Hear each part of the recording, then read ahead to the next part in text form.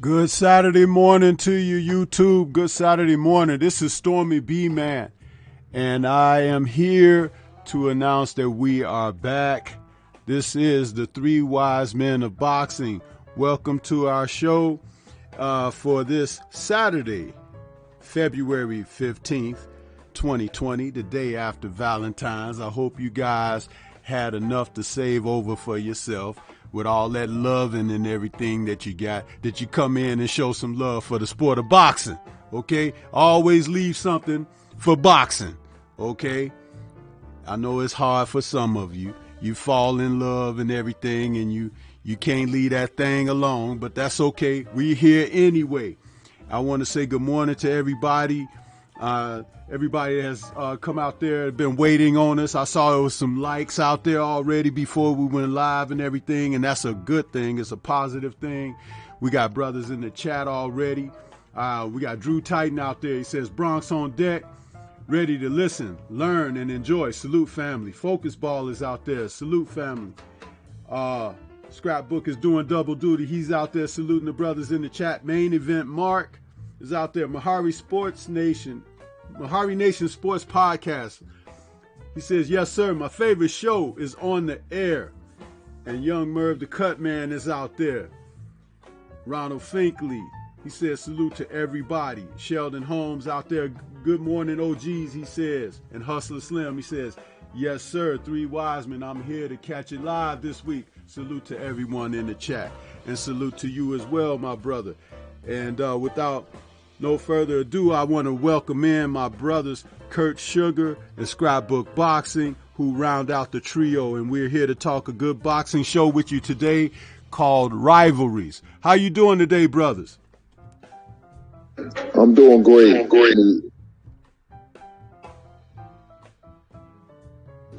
good. Good morning, Curtis. How you doing, brother? Stormy.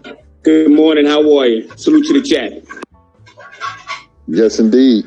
Good morning, Scrap. Good morning, Stormy B, man. Good morning, everybody, man. Just sit back and enjoy the show. So, Kurt, I'm going to turn the mic over to you and allow you to introduce to our audience what the platform is for today's show. And we're talking about rivalries, but I'll let you go ahead and introduce that. And then after you finish with that, Scrap, if you have some words you want to talk about rivalries, go ahead. So you brothers, go ahead.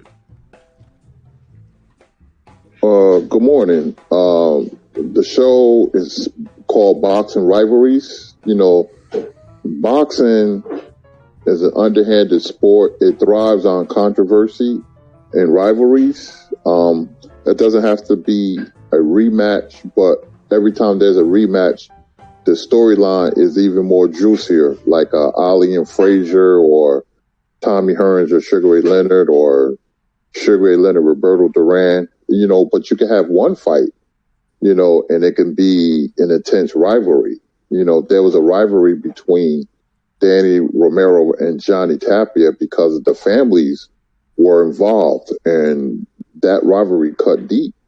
It was about family ties. You know, you have Marco Antonio Barrera, you know, versus Eric Morales.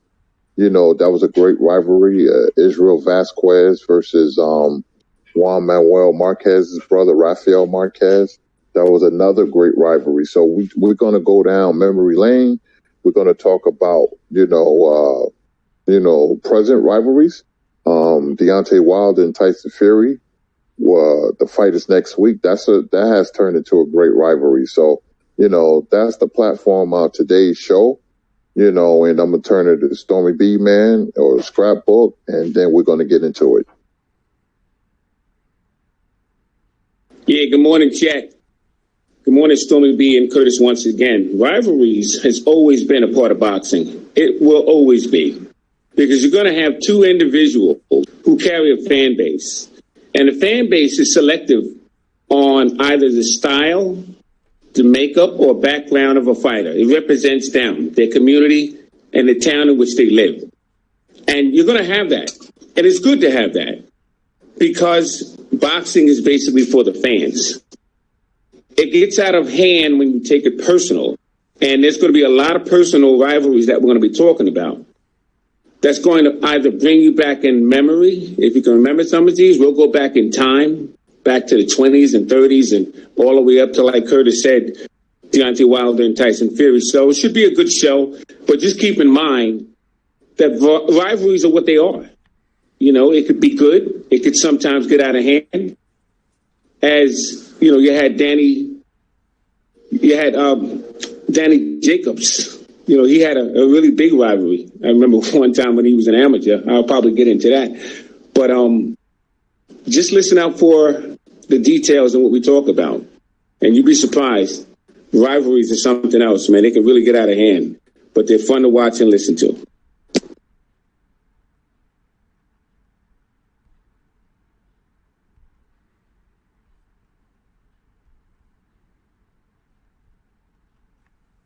Absolutely, fellas.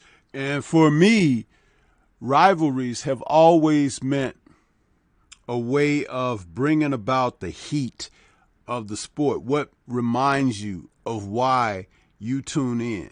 And I'm certain in a certain way of reciprocating through the participants in the sport, it has a way of drawing the ire out of the fighters, why they do what they do. Because if you're not in it to be competitive, if you don't have a winning disposition or spirit of wanting to conquer, you're in the wrong business.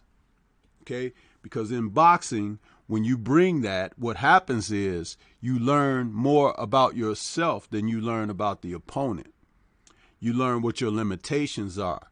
You actually learn what your desires are, how bad you really want this or not. You learn that what the sense of accomplishment or conquering the opponent as well as yourself when tested. You become educated on what you bring to the table, which is why so many of them who are the true warriors of the sport find it hard to walk away. Let's use a modern example. Mr. Roy Jones Jr. After becoming the fighter that he had been as a professional and all the success that he had earned and everything, even when his skills began to erode and he was on a decline, the man still wanted to get in there. And some of us, you know, and a number of us who relished watching him and paint his canvas with the beauty of what he was able to do, we selfishly were like, hey, man, it's time to stop it. You know, it's time to sit down. But that's not something you can just turn off and turn on in you as a fighter. And that's why fighters have to find ways to channel those energies that they have when it's no longer a place where they can compete as far as a participant, maybe passing that knowledge on or developing other talent or whatever.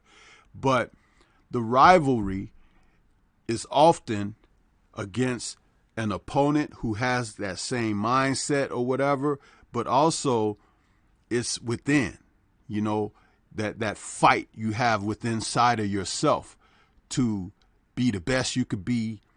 Sometimes you don't want to do it. You don't want to get up. You don't want to work. You don't this, that. And then there's another side of you say, I got to do it. I can't stop now. I got to push further. That's what it is when it comes to a fighter. So, yes, brothers, rivalries are significant and a significant part of the sport. I totally agree with that.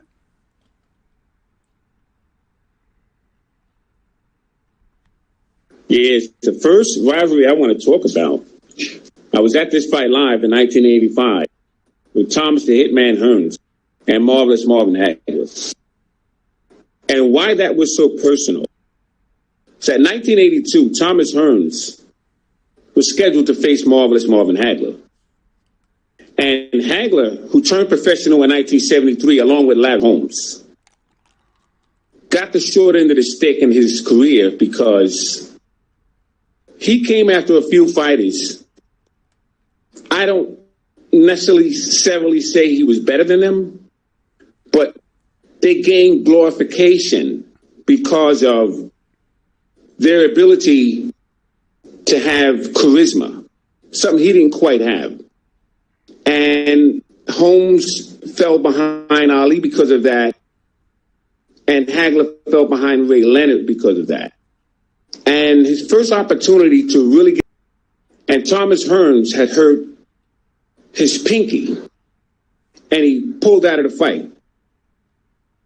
And meanwhile, Ray Leonard kept on getting the limelight. And it was a bitter taste for Marvin Hagler. And he couldn't wait to get Ray Leonard into the ring. So the first opportunity he was Thomas Hearns, and this was in 1985 in Las Vegas. And I was about 8 rows from the ring. I was sitting right at the aisleway, which I normally sit because I like to see the fighters come down the aisle. And when Marvin Hagler came down the aisle, he had on his hood, on his robe, and he was bouncing from side to side. And you can see the tension between these two men in the press conference and everything else. Marvin Hagler had some handkerchiefs coming out of his ear when Thomas Hearns was at the podium stating that it was going to be 3 rounds. And ironically, that's what happened.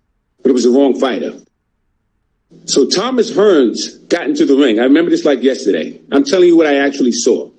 And when he got into the ring, he was bouncing around. He had the jerry kill going. And Marvin Hagler was punching himself in the head. I've never seen anything like that. He was in a different zone. And he felt that way, like I said, he was cheated out of an opportunity for start because of the men that came up before him. Now, the first loss he had was actually in 1976. And it was actually in 1974, excuse me. And he lost to a man by the name of Sugar Ray Seals. And Sugar Ray Seals won the 1972 Olympic Games. He won a gold medal. And that was Marvin Hagler's problem. A Sugar Ray with a gold medal. And in 1976, Ray Leonard had won an Olympic gold medal in the junior welterweight division. And he got stardom from then. And he turned professional in 77. And he got $40,000 in his first fight. All of this was starting to give goosebumps to Marvin Hagler. So when that bell rang in 1985 with Thomas Hearns, I've never seen a fight like that to this day. And I've seen a lot of fights in person. Marvin Hagler went right to Thomas Hearns. Now, Thomas Hearns had something to prove also. And he got away from the game plan. And he threw a straight right hand to Marvin Hagler's head. And it cut him. And it shook him for a moment. And the whole crowd stood up. Because you could see the sweat flying off of his head. And the announcers were going nuts. Everybody was going crazy. But Hagler fought back. And that fight, as you know, watching it on YouTube, never stopped. From the first round to the third round. Richard Steele was the referee. And it was one of the best rivalries I've ever seen. We wanted to see a rematch. We didn't. But that was fine enough for me. It was a 3-round action war. And I've never seen a fight like that. But that rivalry was built up going back from 1982 when Thomas Hearns pulled out of the fight for his pinky. And what was crazy about that, the entire Detroit had invested everything into Thomas Hearns. They mortgaged their houses, their life insurance policies. They invested everything in Thomas Hearns. They lost all of that because that's how much they believed in the Motor City Cobra.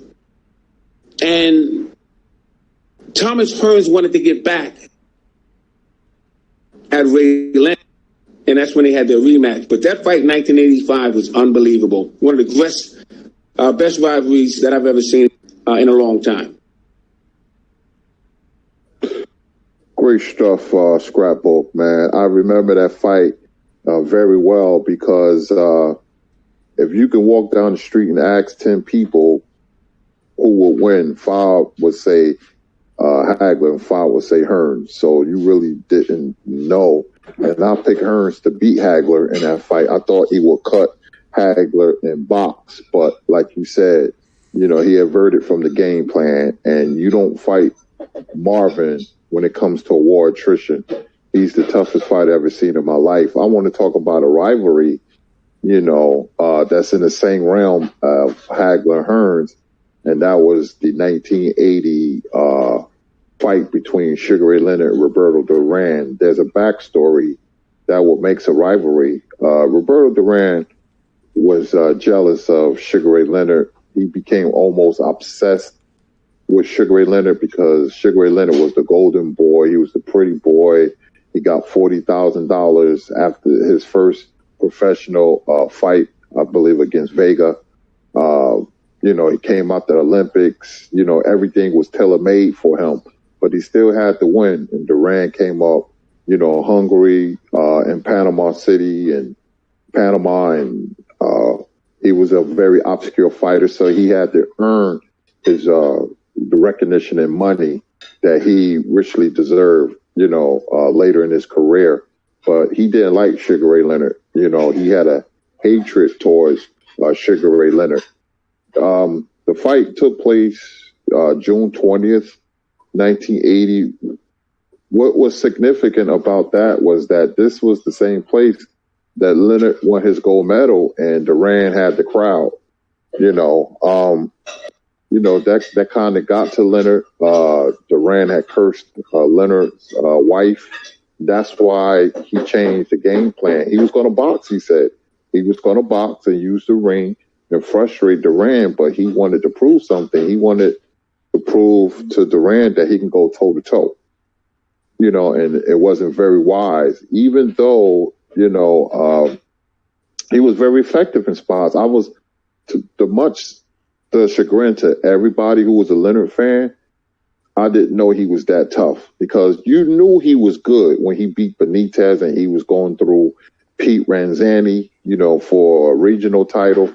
You knew Ray was good, but you didn't know how good he was. But you were going to find out that night on June 20th of 1980, and he got hurt in the second round with a hook. But he stood up and he fought bravely, and I don't believe in moral victories, but I was like, Leonard is really, really tough. So he was more than just a face, a pretty boy. He proved to the world that he was like really tough. Duran was great that night. He was in shape. His feints, Duran always had great feints. He was catching Ray with the right hand. It was one of the greatest fights you was ever see.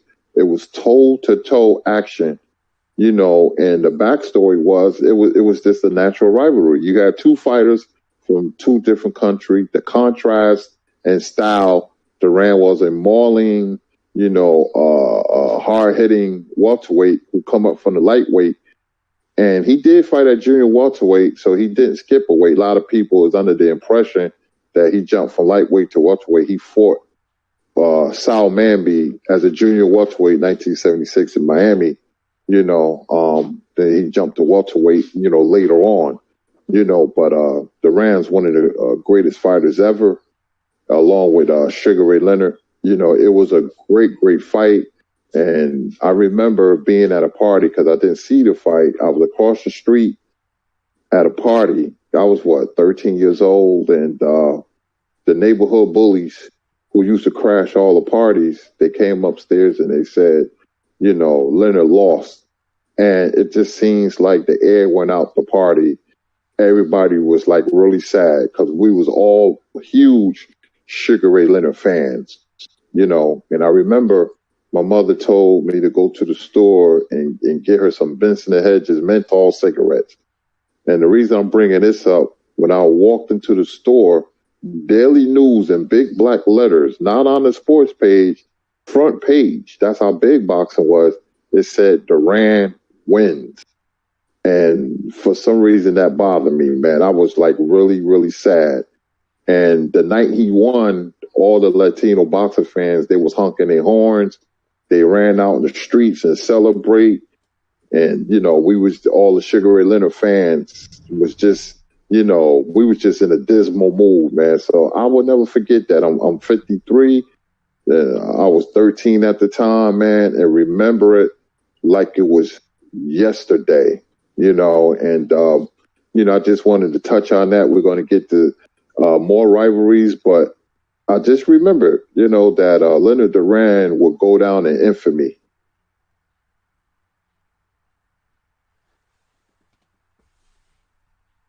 You know what? That was a great rivalry, Curtis. That really was. Ray Leonard, the thing with him, he always tried to overshine everyone in boxing. Because that same year, now we're talking 1980, but we're looking at Danny Little Red Lopez, and he fought Salvador Sanchez. Now, the thing is, he fought Duran twice, and Lopez fought Sanchez twice. It seemed like Leonard always tried to make sure he was on top. It just seemed that way.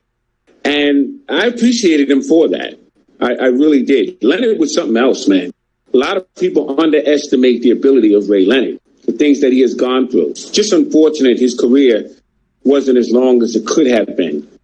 And there's some fault of his own, and there's some fault, to promoters or whatever the case is. But Ray Leonard is very underrated as a fighter. He just didn't fight enough. I mean, it is what it is. He didn't have enough fights to put him, on a top discussion. But us as boxing fans who know Ray Leonard and his career, we appreciate him 100%. That was a great story, man. Very, very good story. I don't know if Stormy wanted to chime in on that, if he would like to. Otherwise, I'll get into another one. You want me to chime in on which particular fight? Which particular fight did you talk about? Yeah, Curtis. Well, Curtis mentioned. Yeah, I'm sorry. Yeah, Curtis had mentioned Duran and Leonard. I don't know if you wanted to chime in on that. Yeah, I have something to say about Duran and Leonard. The first fight, and I was a youngster at that time too, the same age. It's funny, we brothers are pretty much the same age here, but the thing that I remember about Duran was, like, when his fights were on television, and I always remember him being that guy that had that hair on his face, and he looked like he looked like a guy that, like, from the old Clint Eastwood spaghetti westerns, the evil guy with the hat, the dark hat. But when he was in the ring, Duran was beating people up with now I can look back on it now and define it. But as I was watching it as a young person, young kid, Duran had a style that was smooth. Like, you couldn't hit him solid with anything. And he had a way of shifting his weight and moving his shoulders and turning away from shots. And he could counter a guy. And as Kurt mentioned earlier about those feints, he could feint a guy out of position, nail him a shot, and be out of position for a counter himself. It was an art that he had that was so skillful. And when Leonard faced him, for the first time, Leonard fought a guy who was so technically proficient defensively that his defensive prowess is what fueled his offense.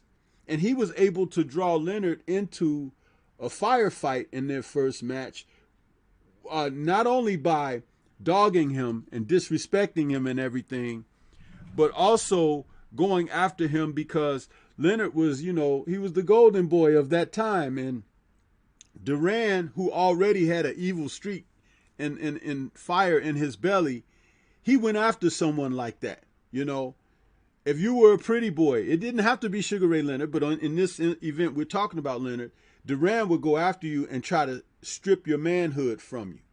And he grew up impoverished and everything, so he really had a disdain for people who had the good life.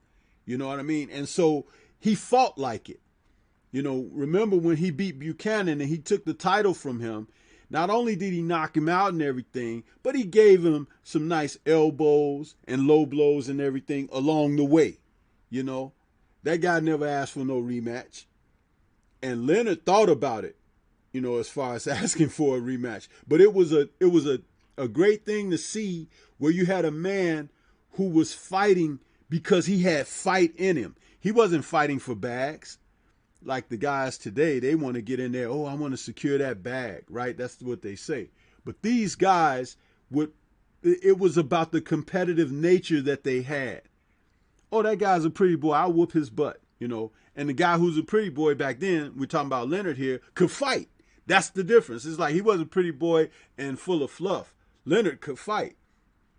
And he got caught a little bit off guard with Duran and got caught between styles because he fought him instead of boxing him and allowing what he had that was superior manifest in that. But boy, that first meeting was a classic. It was close, but it also gave us a chance to find out that Sugar Ray Leonard was for real. Go ahead, guys. Yeah, Stormy, real quick, and Curtis, I don't want to jump in. I just want to stay about what you talked about as far as the difference between in rivalries, today's fighters and yesterday's fighters. Yesterday's fighters, it wasn't the money. Obviously, you had to secure what you could secure at the time. But you heard about a fighter, you had to find out what he had. That was the authenticity of a man at that time. Had nothing to do with money, because once the bell rang, money went out the window. You knew what you signed up for. And it was your job as a fighter, as a man, to get in that ring to find out what the noise is about, what the fuss is about. You had to test this man. You couldn't go throughout your career not knowing within yourself if you could take this man out or you couldn't. That's just the way it was. Total different mindset. And that's the reason why you don't have those kind of fights today. And it doesn't necessarily mean slugfest, but it means getting in there with a man that you know is possibly capable of beating you. But you know within you, you have what it takes to do it. Nobody can convince you. That's just your mindset. That's what makes you a fighter. Because you can't be a fighter unless you have that kind of mindset. Just the thought of somebody can punch you and break your face open. You have to have that mindset. That's what makes you a fighter. It's a lot of guys today that are not fighters. They're in it for the money. They're in it for the glorification. And that's why they avoid it. When you have that mindset, there's no avoiding. You go out there and you take care of business because you're not thinking that way. You have a different mindset. But the next fight I wanted to talk about was Salvador Sanchez and Wilfredo Gomez. And that fight right there, I was at that fight. And what was crazy about that was the performance before the fight. You had the two bands, Puerto Rico versus Mexico. And those bands got it on before the fight even started. Don King was in there obviously agitating everything. But I've never seen anything like that. I haven't, till this day. The countries were so proud of their countrymen, but it was in respect. It wasn't in disrespect. And just to see that performance before the fight even started, it's breathtaking. It really is. And I remember watching, I was sitting next to someone and we just couldn't believe it. And it brought tears to a lot of people because you had Larry Holmes, he was one of the commentators. And I was sitting not too far from him. And you could just see the joy in everybody's face. It was a great time. But when that fight started, and this is what I'm talking about. I'm talking about, and to piggyback off of you, Stormy, that's what it's about. It's about both men feeling the same way about themselves, confidence. And I said that in the last show we had. You have to have 4 dimensions: leadership, principle, work ethics, and self-esteem. You have to have it. And it's tied up by 1/5 and final dimension, that's spirituality. Those men had that. The only way they could have pulled those fights off. And it was, that 8th round, when Gomez got tagged, you knew it was over. But these are two of the greatest fighters of their time. Gomez was undefeated coming in.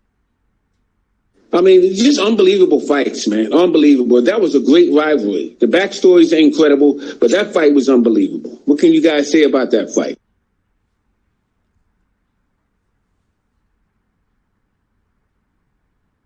Oh, my goodness, man. The Salvador Sanchez, Wilfredo Gomez fight took place August 21st, 1981. I remember because it was hot that day, and me and my father, I was waiting for him to get off work, and we went to the Capitol Theater to see that fight. And I'm going to tell you something. People talk about attendance. That fight was billed as the Battle of the Little Giants because it paved the way for the lighter weight divisions. Wilfredo Gomez was the favorite in that fight. People forget that because he was knocking out a lot of Mexican fighters. And I'm going to tell you something about Wilfredo Gomez. He was a great fighter from Puerto Rico. Him and Wilder has the record for most consecutive knockouts at 32. Wilfredo Gomez has the record 17 straight knockouts and title defenses. 17 in a row. Wilfredo Gomez was special, man. He was one of the very best boxers ever to come out of Puerto Rico. He had a mean streak. Go when he beat Lupe Pintor on the undercard of Hearns and Benitez. Look at that fight. That's probably the best undercard fight I've ever seen in my life. Wilfredo Gomez was knocking out Juan Kid Meza, who was a knockout artist.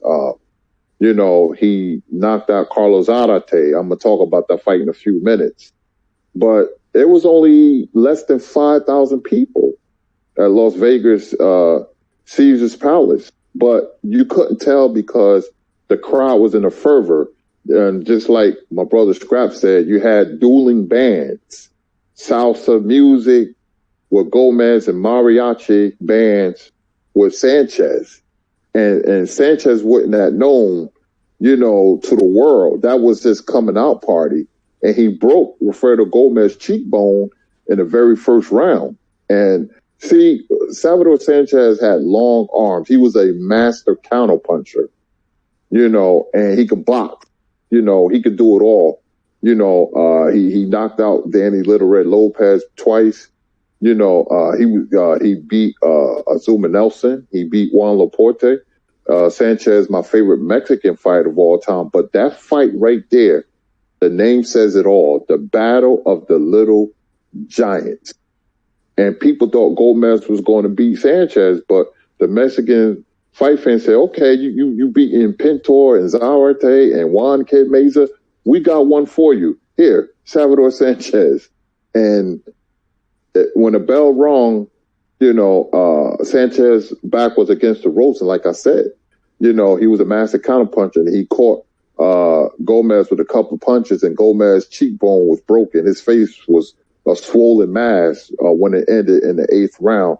Me and my father and my uncles, we was going crazy, man. I'm telling you, it was mystical how the Capitol Theater was, man. It was so noisy, you couldn't hear anything, and the Puerto Rican fans were dejected because Gomez was their hero, and Sanchez became the man. And to this day, he's one of the very best Mexican fighters, of all time. He has one loss, 49 wins. He was just a great, great, great fighter, man. A master counterpuncher. Him and Evander Holyfield, probably two of the best counterpunchers you would ever see, along with Juan Manuel Marquez and, of course, Mayweather. But, that fight gave me goosebumps as I'm talking about it. I'm going to pass it to Stormy if you want to elaborate or go on to another fight. But that fight opened up the doors for the lighter weight divisions. It was Salvador Sanchez and Wilfredo Gomez. Man, let me tell you something about Wilfredo Gomez.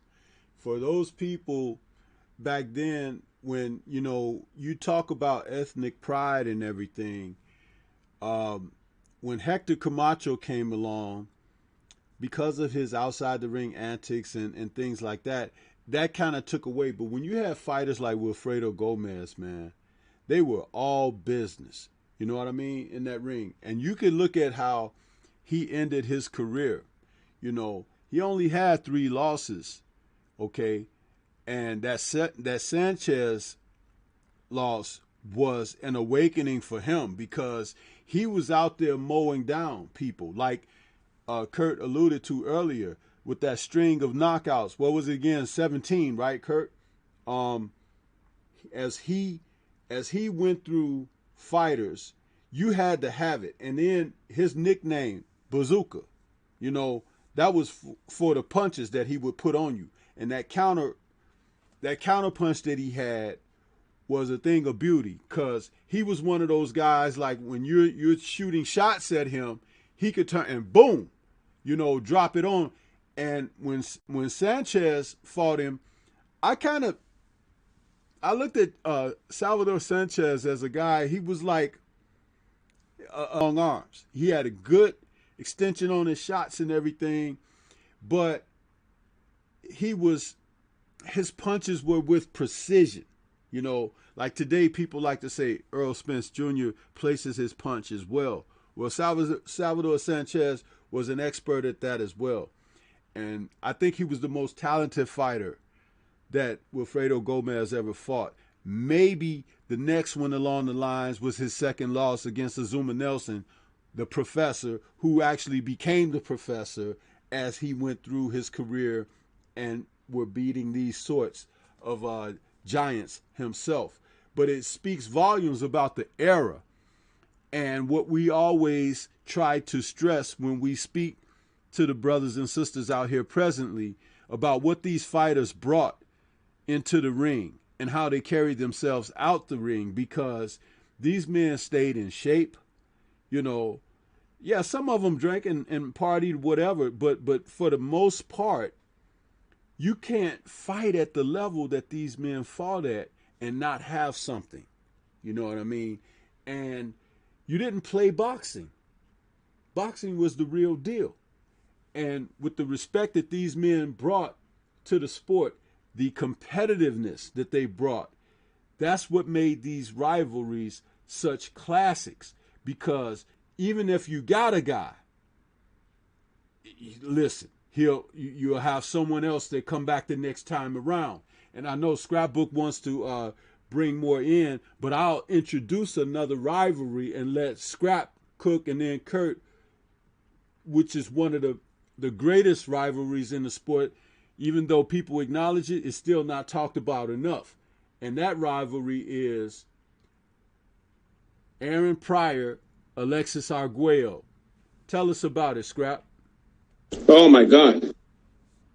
That year 82 was some year, because when you're looking at fights, the first thing you want to know is the character of the fighter that you're watching. The character of that fighter. What does he actually have to offer? Who can I match that fighter with? What weight division? To bring out his true potential. The first fight I ever went to was an Alexis Arguello fight. I was 7, maybe. And when I watched Alexis Arguello, see, he used to be a southpaw. He was turned around to an orthodox fighter because he had the ability to punch. And I didn't see in the horizon who could beat Alexis Arguello. I was looking at different weight divisions at that age. See, at that age, I thought that way because that was my passion. And I couldn't see who. They were talking to Rand. They had a lot of different guys in mind. But I never thought about Aaron Pryor at that time. I never thought about him and Aaron Pryor. Thought never crossed my mind. I know Aaron Pryor was calling out Camacho, and Macho was doing a lot of dancing around that conversation. But I never thought about Alexis Arguello and Aaron Pryor. But when I found out that these two men were going to meet one another, it brought a new conversation to the discussion that I had with the guys in the barbershops and so on and so forth. Because now you're talking about a boxer who can punch, and you're talking about a man who comes in with two hands. And Aaron Pryor was the epitome of that. I mean, he was a guy who refused to be denied. He reminded me of a lot of Henry Armstrong. And he had his issues because he defeated Thomas Hearns in the amateurs. And he never got that recognition, so he thought. He lost the Olympic trials to Howard Davis Jr., so he didn't make that Olympic team in 76. So it was a lot of things he had in his head. But when he beat Antonio Cervantes and he got dropped and got up, I knew he was the real deal. But in that first fight with Alexis Arguello and Aaron Pryor, my God. See, now we're talking boxing. This is real business here. This is grown man stuff. Because you have a man who was undefeated coming in Aaron Pryor. And you have Alexis Arguello, who was one of the greatest fighters in boxing history at that time. Career wasn't even over yet. And facing those two men together and knowing the animosity that Aaron Pryor had, and Alexis Arguello was trying to get a third world title. I believe it was 3 titles at that time. Am I correct? Or was it 4? I think it was 3 titles he was trying to capture. Am I right? Three. Yeah, so he was trying to get that third title. And, man, you had to see that fight. If you were around at that time, it was a fight you had to see. And I was fortunate enough to be at that fight. And I'll tell you, I don't regret traveling and doing the things that I have done because I can sit back. And that's why the fight fans today have to push for these fights with these guys, because you can sit back later on in your life and reminisce like I can have the pleasure, and Curtis and Stormy, of being in a lot of these fights and seeing them first on. But you can't do that with the guys today are ducking. But that's a different conversation. But with Aaron Pryor and Alexis Arguello, that 14th round. Now, we had this conversation once before about that block bottle. Was there any change in thought of whether you think that would made a difference? Because Aaron Pryor, when he got hit with that straight right hand, which is one of the hardest straight right hands he could be hit with, and he looked up at the ceiling, I mean, he should have been out. But the determination of this man, the grit of this man, and I met him when he was elected in the Hall of Fame. It's unbelievable. That was but the second fight, Alexis Arguello said, I can't beat this man. Sat it out. But that first fight was unbelievable. My God. What can you guys say about that fight, Curtis?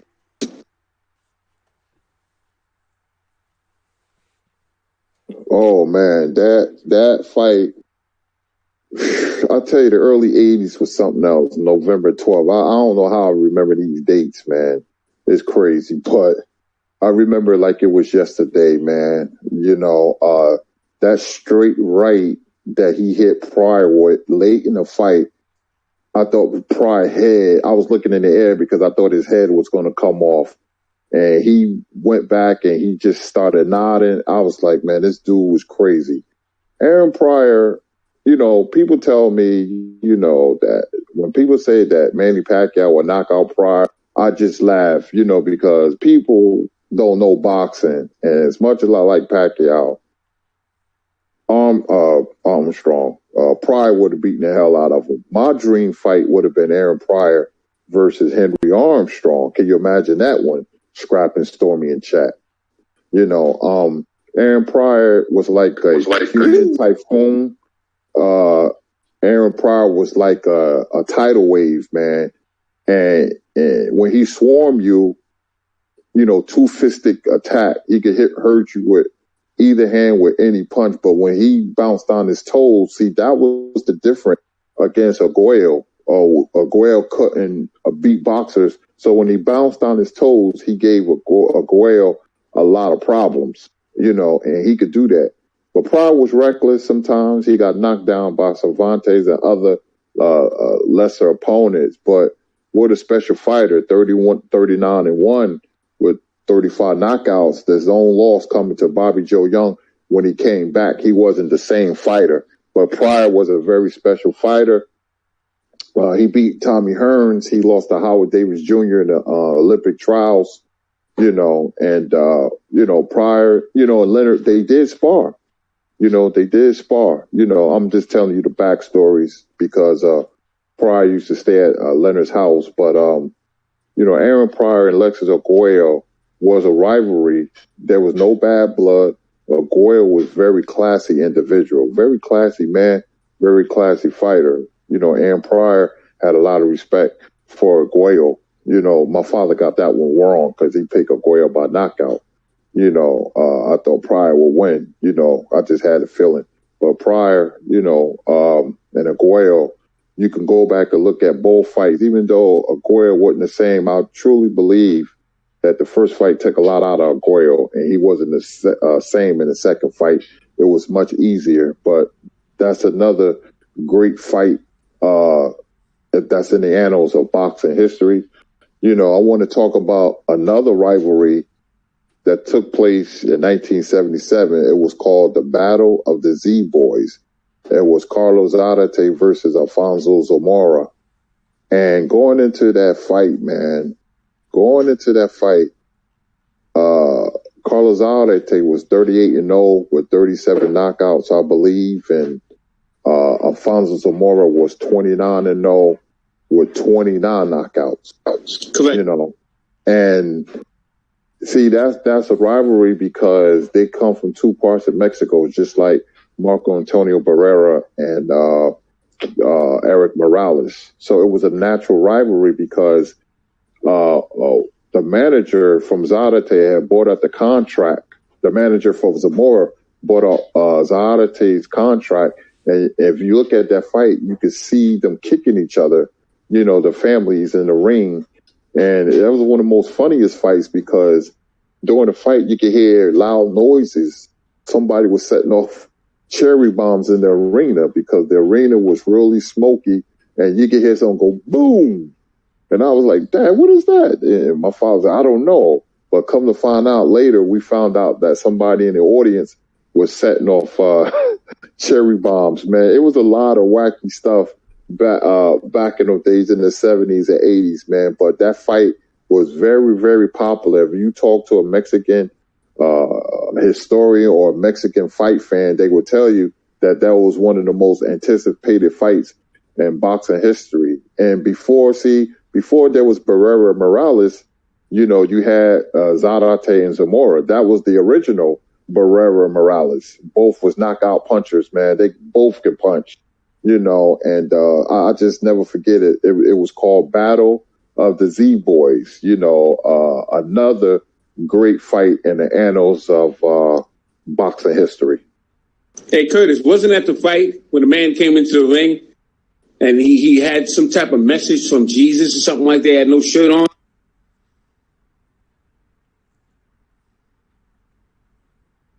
Yes, that's correct, Scrap. He had a wife beater and underwears or something like that, or shorts. And, the police ran in the ring and, he was like, wait a minute, putting up his hands, talking about he got a message. That I forgot about that. That was a crazy, crazy fight. One of the craziest fights I ever seen in my life, and I've seen thousands. That was Fan Man's dad. Yeah. Yeah, that was amazing. That was an amazing fight. You had two men with the records they had. It was unbelievable. And this is what you asked for. As I look back, we did get a lot of good fights back in the days that we asked for. But that was one of the fights that you asked for because both men, it was a climax they had to meet.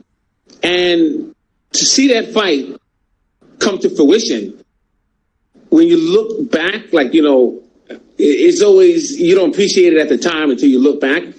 We really got some great fights. And I really appreciate that fight. I also appreciate Bazooka Lamone and Bobby Chacon, the fourth fight. It was fight of the year. I mean, these two men, I don't know how Bobby Chacon was able to make a comeback like he did. And that's that will that we talk about. But that was a rivalry. These men fought several times, starting in the late 70s, all the way up into the 80s. And you had two men who would never back down from one another, regardless of, their styles were not as classic as other styles could be. But these men fought. They had passion. They had desire. They refused to quit. Bobby Chacon showed a lot in that fight. Bazooka Lamone showed a lot in that fight. And those were great fights, man. I remember being at one of them fights, and that was the fight I was at. And I've never seen a fight like that. It was one of the most amazing fights that you could ever watch up close in person. But that Bobby Chacon and Bazooka Lamone fight, the fourth one, was unbelievable. What can you guys tell me about that fight?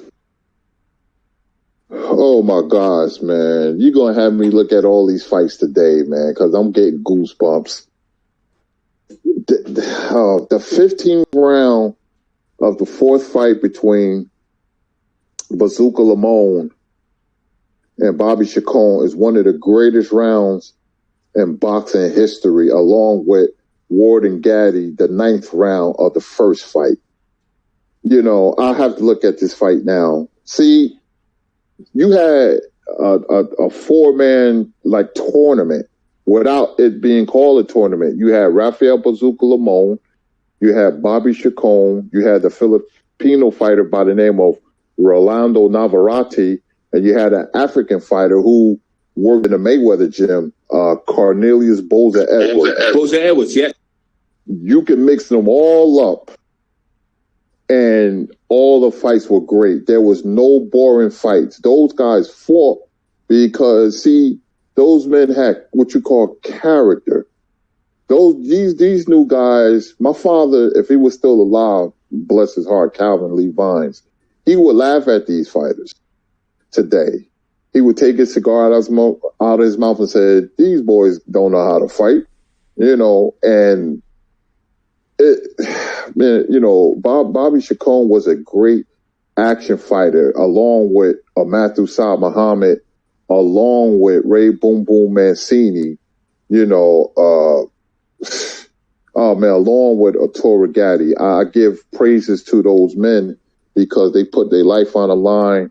They gave us great, exciting fights, But Bazooka Limon had this, he used to punch really wide, but he was very effective with it. And him and Chacon, they hurt each other. That was the fight of the year. I could look at that fight a million times more and see something different, and see, when we talk about these fights, man, this is real boxing talk, no garbage, I'm not going to say the channels, but this is true boxing talk. And, these fights you may know, these fights you may not know, but if you can learn and you can go back, all these fights are on YouTube. I mean, I could talk about so many rivalries, but, anybody else want to elaborate or go on to the next fight? Yeah, I just want to elaborate in the sense that, when you talk about Chacon and Bazooka,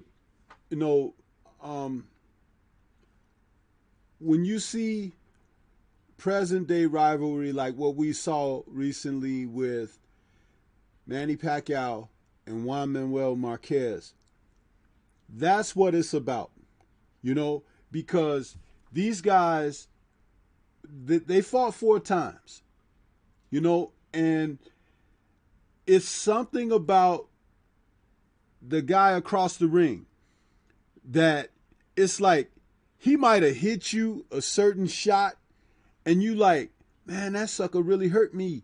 But your pride and everything is like, I gotta get him back. And even if you don't get him back in that fight, you want to fight him again because of what he did that first time, and you want to get it back. And it's like you can't stop until you either equate what was brought out or you surpass it. And see, that's that competitive nature that we talk about. In likening the Juan Manuel Marquez Pacquiao fight series, it's the same thing. Manny Pacquiao dropped him 3 times in that first round of their first fight. But basically, Juan Manuel basically won the rest of the fight. He bested Pacquiao, but Pacquiao still got that decision. So it's like, okay, we got to do it again. Then there's the cut factor in the second fight and things like that. And they're rocking each other and this and that. And then there's the third fight. It's like, man, are they just giving Pacquiao decisions because they like him and he's popular or whatever, but he's not really beating the guy? And then the guy finally says, you know what? The only way to get a victory in here is to sleep this guy. And he did it. But at the same time, look at what we were able to enjoy. Just like with these guys back in history, that's what it's about when it comes down to boxing. When a guy can escape by the skin of his teeth with a decision or something like that. Or when somebody feels like a person, the bout was judged inappropriately, where they gave rounds and concessions to someone for punches that didn't even land, a la Wilder Fury, okay? Where they're trying to say actually that the heavyweight champion of the world only won 2 rounds, this is why you got to do it again. Because a person that felt like they were slighted, they're going to try to bring more. The person that felt like, hey, I did it, he's got to defend that. That's why you just can't go on paper and you can't just go by like somebody escaped with the... Hey, Stormy, real quickly. Let me tell you something. 95%, 96% of the fights that I've ever been at, I was in a second order fight. I'll just come out and tell you. And I can tell you, looking behind me, and I said this once before, you can see women, and at that time, you didn't really have the boxing that you have now with the women. They were, more and other things as far as the boxing was concerned. But you didn't really have a lot of women fighting at that time. But they would stand up with their purse swinging, saying, hit him, hit him, hit him. Grandparents with the canes.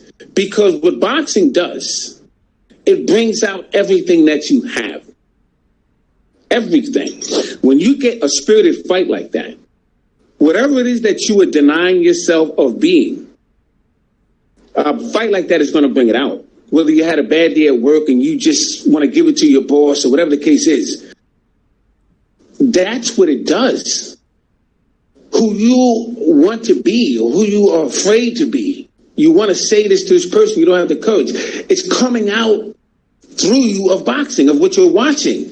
That's why you feel the way you feel. It's unbelievable. There's no other sport in history that can compete with that. Because there's two people who can make up their mind in a split second and change the game. Depends on the person. Depends on what they have on the inside. And when you have a rivalry, that's what it turns out to be. That man made his made up. He's made his mind up and said, the hell with it. There's a time in every man's life, do or die. I can't go another day until I solve this problem.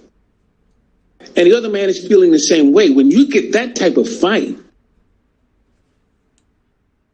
goosebumps. I mean, I don't know. I can't speak for everyone in the crowd, in the chat, how many fights they've been through, or if they've seen fights like that at ringside. It's nothing like it. Every gland, under the arms, everywhere, sweat. It's amazing how that makes you feel just sitting there. Because what's happening in front of you, both men are giving it all they have. They can't swallow. Have you ever seen a marathon and you see a person running? They can't even go over to the sideline to get the water. You have to go out and give it to them. Because that one little turn will change everything psychologically. That's how it is in a boxing match. With an eyelash in your eye. And you feel like your ribs are breaking. You feel like you're bleeding on the inside. One eye is completely swollen. That's Kevin Kelly and Derek Gainer. And make a comeback like that. It's the will within you. And you see that right in front of your very eyes. The representation of who you believe you want to be. That's what rivalries do. And when we ask for these fights, the fighters you're representing today are not giving it to you. You have to understand they are cheating you. They're cheating you. Because I can have this conversation with the brothers today because we've witnessed it. Will you be able to have that conversation tomorrow? Because you were shortchanged of it. This is what you have to ask yourself. They are robbing and lying you. They are a fighter. And they owe it to you as prize fighters to give you something in return to their investment. And that's what these fighters did in the past. That's why I have my series. I understand this sport. I understand the risk. It's something you signed up for. It's a way out of where you came from. And you have another man who has the same situation that you have going for him. And he's not going to let that other man take it from him. And there's a time in your life when you feel that way. And you're witnessing it right before your very eyes. Hopefully it will give you some desire to do the same.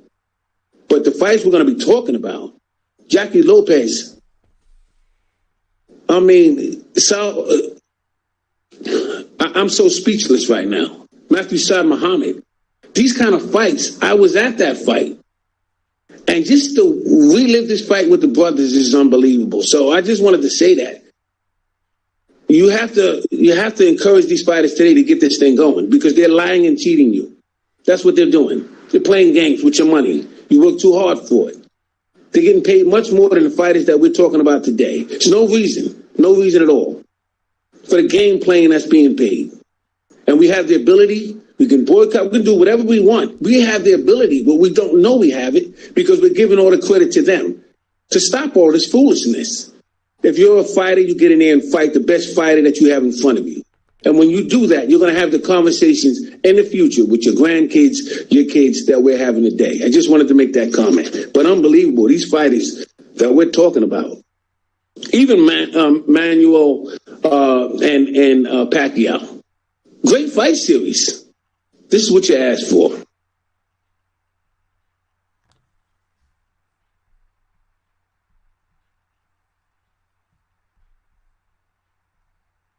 Absolutely.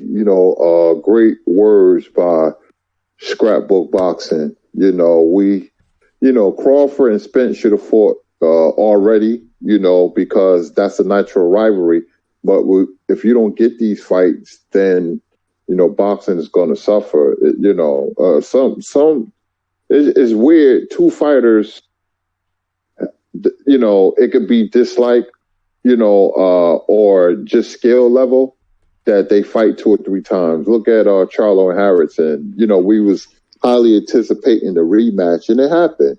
And that's what we want. But the next rivalry I'm going to get into, I'm going back to the 20s. That will be the great Jack Dempsey versus the great Gene Tunney. Took place 1926, 1927, I believe. Jack Dempsey was the number 1 athlete in America at that time. Not only boxer, but athlete. People don't realize how popular he was. As popular as Babe Ruth was for the Yankees, Jack Dempsey earned more money and was more popular than Babe Ruth. Jack Dempsey was a brutal knockout puncher, who mauled his opponents into oblivion, what he did to Willard. Some people say he had loaded gloves back in them days. Yeah.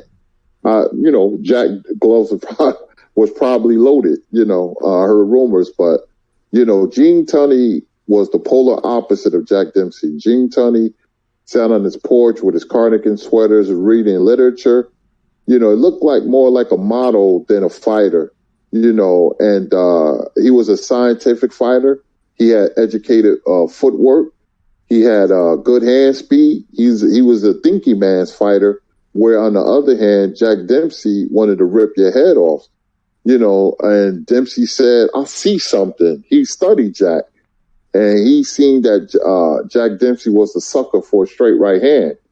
And he outboxed Jack Dempsey and won the title, and he was hated for, because at them times Irish people, was treated very badly in America, and Gene Tunney, they looked down on Gene Tunney for beating their hero, and they fought a rematch. And what was significant in 1927 was the infamous long count, where Jack put in the rule saying, if a fighter get knocked down, you go to a neutral corner, but he forgot his own rule.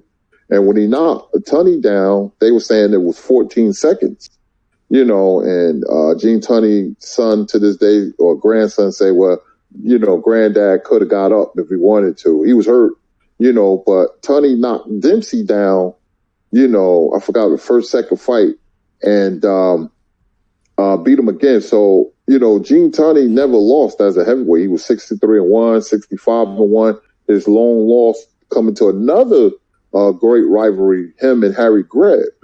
Harry Greb was a special fighter, fought blind in one eye, but Gene Tunney is one of my favorite heavyweights, very underrated, him and Max Schmeling, but Gene Tunney was a very good fighter, great fighter.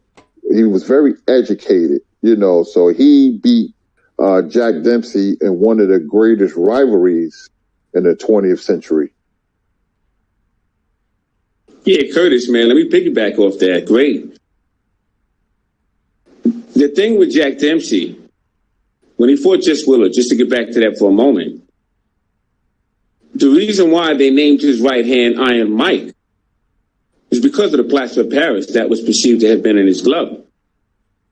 And Mike Tyson admired Jack Dempsey so much that he named himself off of the right hand of Jack Dempsey. But Jack Dempsey was a pulverizing figure. He was a man he was a hobo. He came from Colorado. He had a brother who was actually a fighter, and he taught him the tricks of the trade. But Jack Dempsey fought in a lot of bar rooms and saloons. And, we can go through his story, but I just want to only say with him that he had a lot of heart, had a lot of character. The only issue I have with him was when he denied Harry Wills in 24 and 26 a title shot opportunity. because he shut the black fighters out, drew the color line. That's my only issue with Jack Dempsey as the fighter. Going back to 1926, you're correct. It was the 10th round with Gene Tunney when he got dropped. And referee Dave Barry ran over and started to count out Jack Dempsey before he went over and separated the fighters. But it was battling Nelson, who at that time had a stopwatch, and he said it was 14 seconds. And you're correct with the Jack Dempsey. He negotiated a contract because of his comeback. He wanted it to be that 3 knockdown, and also, go to a neutral corner. And he forgot his own rule. So used to go into the first corner next to him. But I got to tell you, man, that fight was something else. First fight was in Philadelphia, and the second fight was in Chicago. And really there's been so many great fights in boxing history, great rivalries.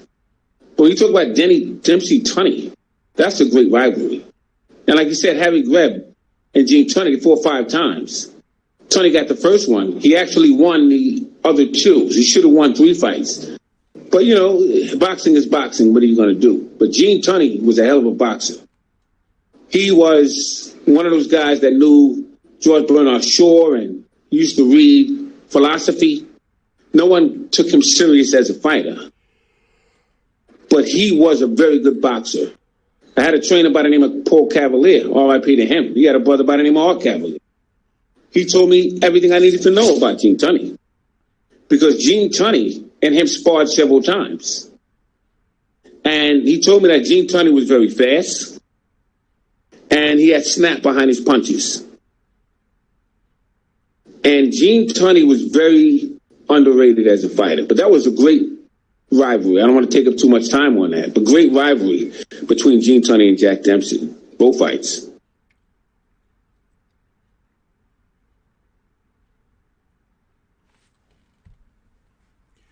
The simple things about knowing some history of boxing and knowing the sport is that it gives you a greater sense of what you're seeing today when you've taken stock in that. How many times have we seen fighters go down and guys not go to their neutral corner and things like that that can kind of have an impact on the action?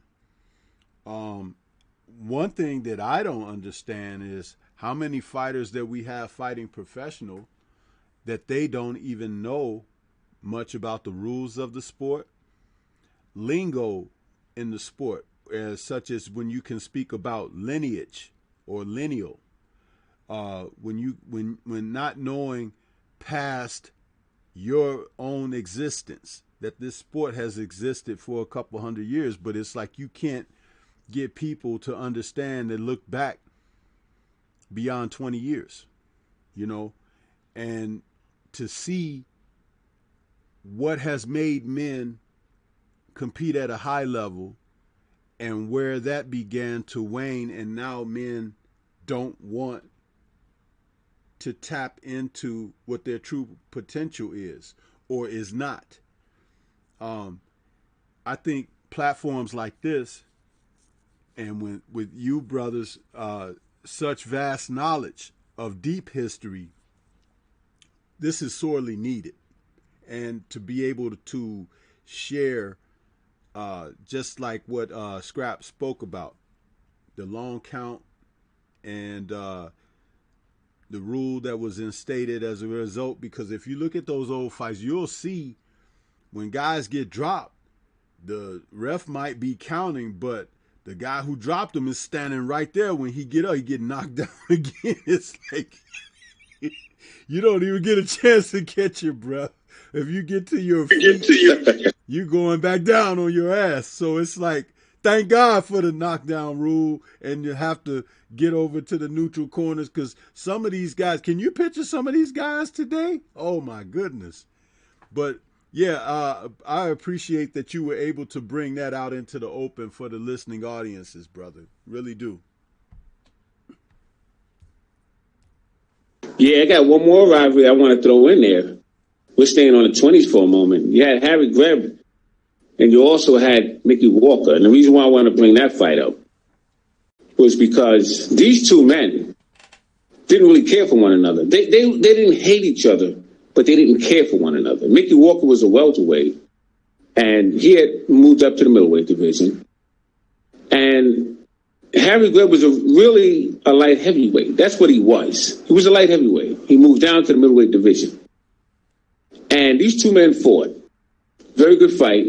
But it was after the fight. They went to a saloon bar. And they were throwing a few back.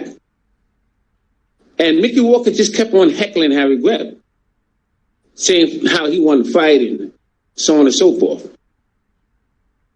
And Harry Greb invited him outside. Mickey Walker obliged. And as Harry Greb was taking his jacket off, he had his arm hooked inside the sleeve. Mickey Walker just snuffed him. And he was banging him in the back of the head as he had him down with his face to the ground. And they broke it up. But these two men, once again, they have something in them that can't be bought. There's no money there. It's the time in which they came, the belief in who they were, and they believe that they are the ones that should be recognized as champion or the best fighter. They had an opportunity to show it, and they took advantage of it. Win or lose, had nothing to do with it. It's how you play the game. Because really, boxing is not so much whether you lose or you win all the time.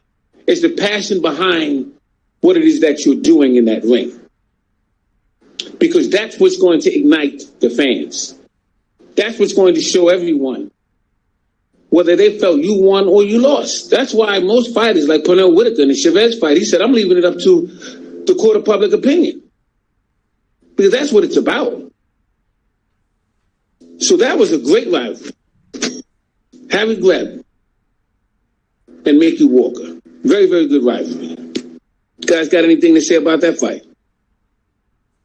You know, back in them days, the good old days, a rivalry fighting the same guy 4 or 5 times was regular. It was,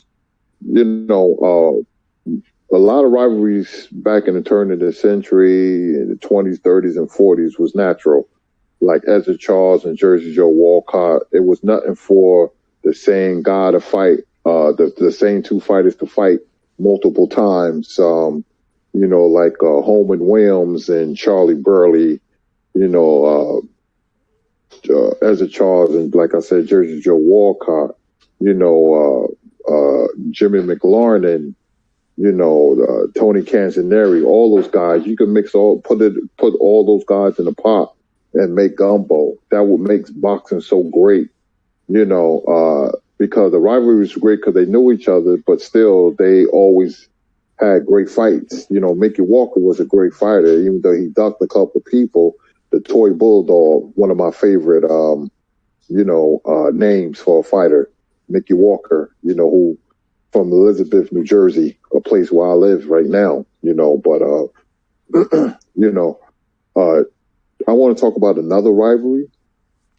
That would be Joe Louis versus Billy Conn, because Billy Conn was a free-spirited guy. He was a great light heavyweight, another guy who had fast feet and fast hands. One of my favorite light heavyweights of all time, Billy Conn. He was beating the hell out of Joe Louis. Joe Louis was a murderous puncher, 66'3", with 52 knockouts, I believe. Murderous punches. You can look at his highlight reel, but Billy Conn, was a heck of a boxer. I believe his record was, let me take a stab at it. I don't know, 63-12 with 14 knockouts, 63-11 with 14 knockouts. I'm close, but he didn't have a lot of power, but what he did have was technique, highly skilled, through and combinations. Yeah, and he hurt Joe many times. This fight was great. And see, a rivalry, you don't have to say anything vile or disgusting about your opponent, but sometimes during a fight, a rivalry, it builds up to a crescendo, and Billy Conn was on the cusp of a great upset where he got careless. And one his quotes after the fight said, "What's the sense of being Irish if you can't be stupid?" That's what Billy Khan said. But it's a famous quote. If he would have boxed Joe Louis, he would have beat the hell out of Joe Louis, but he tried to knock Joe out. And you don't stand in front of Joe Louis. Joe Louis had wicked combinations. So that's an epic fight in 1941. They fought 5 years later, 1946. I believe June 22nd. 10 years to the day when Joe Louis knocked out Braddock, I believe. No. June 22nd, 19... Yeah, June 22nd, 1938. Is that what you mean? 38. With Smelling? Right. Okay. Right, with Smelling. And, it seemed like a lot of big fights back in the 20s and 30s was made in June, for some reason, but they fought in 1946 and Joe Louis knocked Khan out, I believe, in 8 rounds, but Khan wasn't the same fighter then. He wasn't, fighters like Gene Tunney and Billy Khan always been favorites. Joe Louis' name is famous worldwide, one of the most beloved and popular heavyweights of all time. That's a rivalry that I wanted to touch on, and we're not going to get to all the rivalries, but honorable mention would be Matthew Saad Muhammad versus Richie Cates. Israel Vasquez versus Rafael Marquez. Marvin Johnson versus Matthew Saad Muhammad. So I just wanted to touch on those great rivalries. I have something to offer about these rivalries as well. Sometimes, even when a person has not had a victory in facing a particular opponent multiple times, it speaks to the notion again, and I can't stress this enough, about what's inside a man, what makes him do what he do, or do what he does, I should say, to speak correctly. In January of 1973, in Kingston, Jamaica, Smoking Joe Frazier fought his 5th title defense, and it was against Big George Foreman. And Joe Frazier, who had beaten Ali by this time in their super fight, and had a chance to establish himself as champion, thought not much of George, because George had been Olympic champion and everything, but George had just been knocking people out, and I can understand Frazier thinking like, well, he's a young, strong kid knocking people out, but I'm a seasoned veteran. I can use wiles. I could trick him. I could catch him. It was not to be, because in front of I think it was over 30,000 people that night in Jamaica, George Foreman knocked Joe Frazier down. It was like 3 times in the first round, but the way he was going down, Joe was like, it was like Foreman was fighting a small kid or something. And Joe was a tough man. He was a tough man. And he basically had dropped, Frazier about 6 times in the fight. And the fight was stopped in the 2nd round. But this is the thing. In June of 76, here come Joe fighting George again.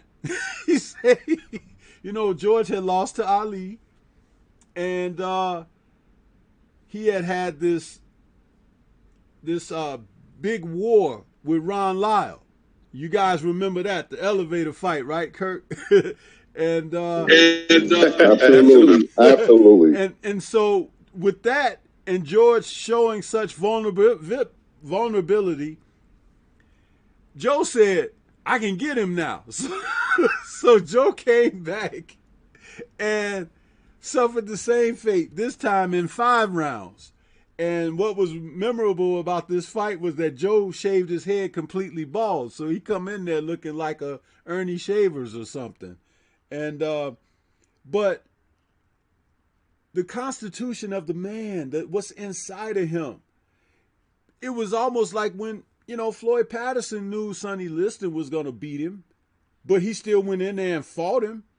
You could say what you want to say about him, but he fought him, and he fought him twice. He got his butt whooped twice, but guess what? He's a fighter. That's what they do. Sometimes you bring it, and sometimes you get it. And sometimes when you bring it, you get it. So looking at this, what can you brothers tell me about that particular rivalry between George Foreman and Joe Frazier? Because it was something about the two fighters being knockout guys and guys who go in and bang people out. But for Joe Frazier to go back in there with George a second time after being totally annihilated in the first time, what does that bring out to you about these fighters and the fact that we're talking rivalry? Well, you said, go ahead, Curtis. I'm sorry, bro. No, go ahead, Scrap. Yeah, I wanted to say, Curtis, you said, I'm sorry, Stormy, you said something. Or said, and Archie Moore had been in some wars, but he made that statement. He was knocked down several times with a fisherman in Canada, Yvonne Durrell. And he got back to the corner and they asked him what's going on. Archie, and he said, I got him right where I want him now. But, fighters who have that spirit, fighters who believe that this is their destiny, you may see that there's no way he's going to defeat him, or you may see that he's being defeated. But he always feels he has a fighting chance. He always believes that he got him right where he wants him now. And that's why you see what you see in some of these fights. And that Foreman and Frazier fight in Jamaica, the first one, I mean, no one thought Joe Frazier was undefeated. But hindsight is 20/20. When you look back now, there's a difference in size and there's a difference in strength and style. But Frazier was on a winning streak. He was undefeated. He had just defeated Muhammad Ali. Now, a lot of people didn't put the pieces together. Ali had 2 fights when he came back. When he was exiled. Jerry Quarry was one in Atlanta, and the other one was Ringo Oscar Bonavena. And if you look at the styles of those fighters, didn't really compare with Joe Frazier. So he didn't really have a good warm-up preparation for that fight. So it was deceiving to believe that Joe Frazier was going to defeat George Foreman. And George Foreman, basically what he did, he just shoved him off with his shoulders, and he just started hitting him. And that's what happened. Frazier didn't have the style to defeat a George Foreman. But Frazier kept trying. And Frazier was completely out on his feet. As they say, he bounced around like a rubber ball. But he still got up and he tried. I mean, this is what he's in the game for. And he was knocked out. Yancey Durham went in the ring and said, that's enough. But when you look at fights like that and you see the spirit in a man, that's what it's all about. That was a great fight. And that rematch, Georgie Benton was in his corner, and he wanted him to box. Frazier shaved his head, and he tried to box George Foreman. I mean, that was suicide. But he got in there twice, lost twice, but that's the spirit of those guys at that time. And that's what I appreciate about boxing. Well, Scrap. I want to say this. I want to say this.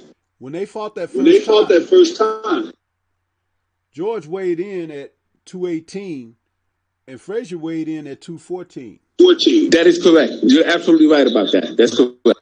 But I do think that they disrespected Foreman's ability and his strength. And Foreman at that time had that countryman strength that hadn't been seen around very much. Possibly the last guy might have been Sonny Liston. You know, That's true. but Yes. Sonny Liston boxed more. He didn't go in to maul you. He would hit you with those mallets, you know. But George was physical, and he was kind of like that. He was becoming that new modern era big guy, and he was, I think, that first one. And they, it was a gross miscalculation by the Frazier camp. But I still believe if he had landed his left hook on George's jaw, it would have changed everything. But he never tried to set anything up. Frazier would just go winging. And when you fight like that, you know, professional fighters can see it coming, which is why it's so interesting that the other rivalry for George, Mr. Ali, came out and threw like over a dozen straight right leads at him and hit him in his mouth in the first round. And it's like when you hitting a guy with lead right hands over his lazy jab or his low left, that's disrespectful in boxing, you know. And Ali hit Foreman with a number of them in the first round of their fight. So there were opportunities for Joe, but he didn't set him up. And in the second fight, like you said, Georgie Benton wanted them to box, but Joe just didn't believe in that. And I think that he lived by the sword, died by the sword. But the fact that he went in there at all for a second go speaks volumes about what was inside the man. Yeah, and true, it could. I'm just want to quickly say, George Foreman was afraid of Joe Frazier. Frazier didn't sense that because of the menacing look on George Foreman's face. If you look at the stare down, George Foreman had a glare about him that told you that this man was ready for business. But on the inside, he was afraid of Joe Frazier. He was. And I believe you're correct in saying that had that left hook landed right away and got George's respect, it could have been a different outcome. And you're absolutely right. There was just a few pounds difference between the two of them as far as weight. But the height and the way George Foreman was knocking men out and the menacing look that he portrayed in that fight, I think made a little bit of a difference. But yeah, that was something else. You're absolutely right, though, Storm. Good point. Yeah, you know, that fight, George Foreman is probably the strongest fight I've ever seen, weighing only 218. He had what you call that country strength, man. He was a Texas boy, and, you know, George was built like a brick wall, man. George was very cunning, too, because he'll push you off. He take both his gloves, and he was pushing Joe Frazier with his shoulders. He was pushing him off to create space. Then what he would do, he would come underneath.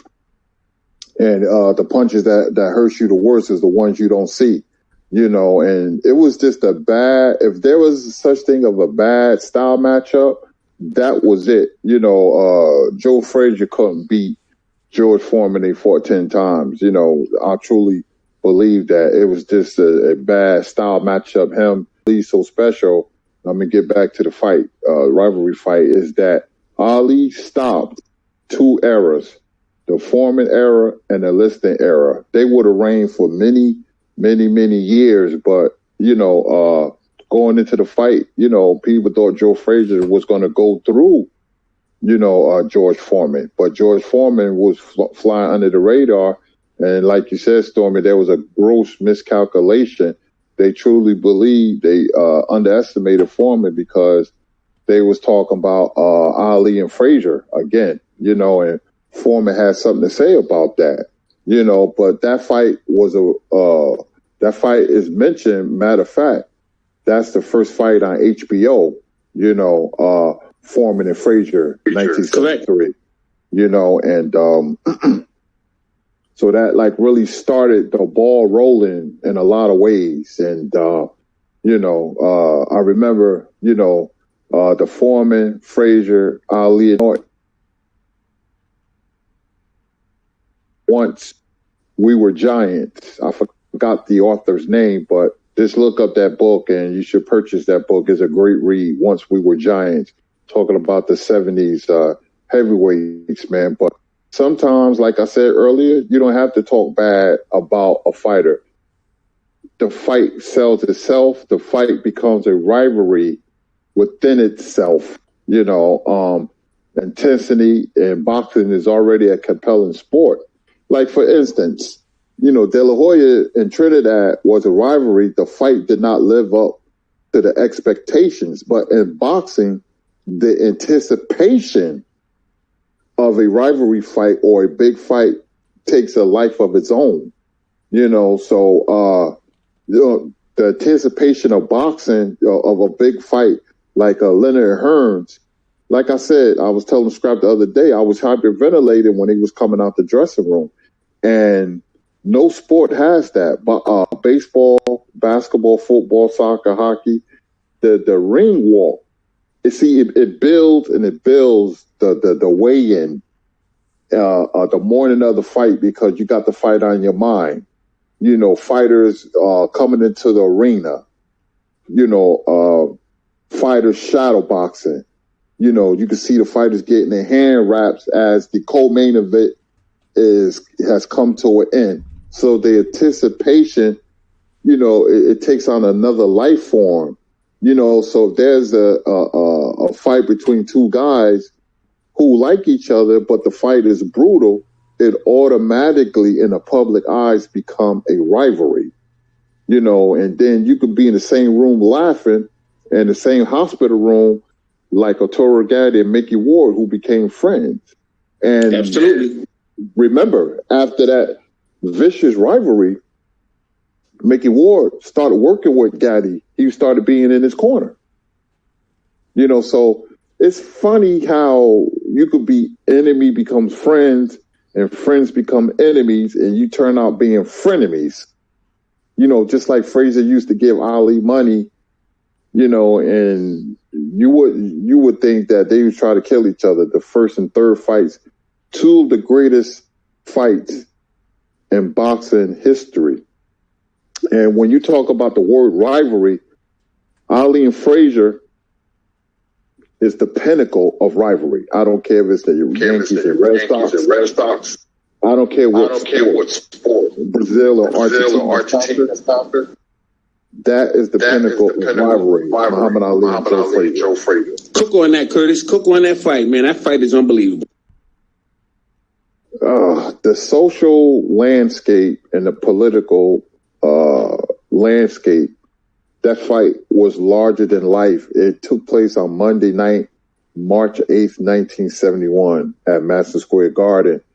Frank Sinatra was the ring photographer. Burt Lancaster, who was a movie star at that time, huge, was the color commentator. You had Aretha Franklin. You had Frank Lucas, the movie American Gangster. He was at the fight. You couldn't get a ticket. Over 20,446, something like that, sold out. Over 300 million people worldwide viewed the fight. That meant half of England, 54 million people in Italy, 2 million in South Korea. It's the biggest fight in boxing history. I don't care what the numbers say with Manny Pacquiao and Floyd Mayweather. That fight is the biggest fight in history. That's the real fight of the century because it lived up and surpassed the build-up, the anticipation, like I just spoke about. It surpassed that. It was a brutal, great fight because you had two undefeated champions, but the problem in their, life, in their careers, and they didn't fail to disappoint. One was a boxer, one was a brawler, coming in with the left hook.